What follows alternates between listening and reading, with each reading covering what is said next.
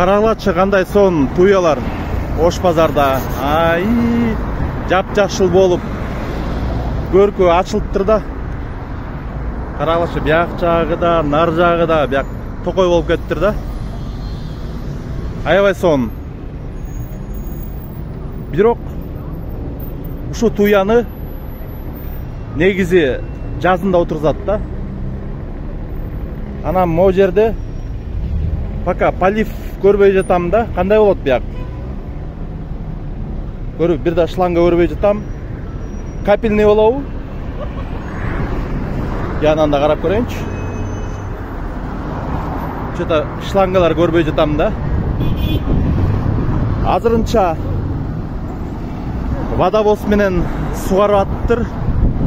Бирок могу ушу тар көчөдө элестетип эле пробка кылып водовоз сугарып атканчы. Ошондо сразу ойлонуштуруп кетсе жакшы болмок. Анан азыр дагы жазында тигилген туяларды көрсөтөйүн силерге. Мына водовоз менен сугарабыз деп азыр жолду ээлеп турат да. И так экилеп аласа араң. Мына могу жерде азыр пробка жаратат могу машина.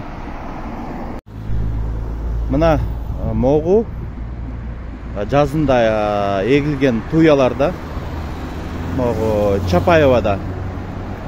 Көрүп атасыңарбы? Чапаева Лев Толстойдо.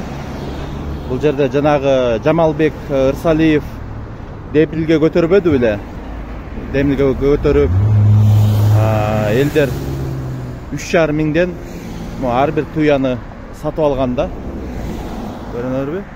Бирок бул тим эле тамыры менен сатып алган. Булар да сугарылган негизичи, сугарылган. Бирок мен айтып атпаймынбы, туя жолдун жээгине жарабайт. Жолдун жээгинде түтүн, чаңга булар ооруйт да. Булар ооруйт. Жарабайт да. Андан көрө мен айтып атам, момундай эле кара жыгач эккенде бул болсо кислород да бермек, кара жыгач чаңды да жутат, анан көлөкө да болуп бермек да.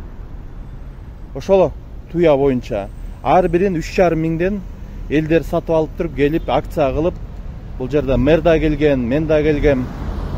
Барыбыз ушулардын баарын эккенбиз.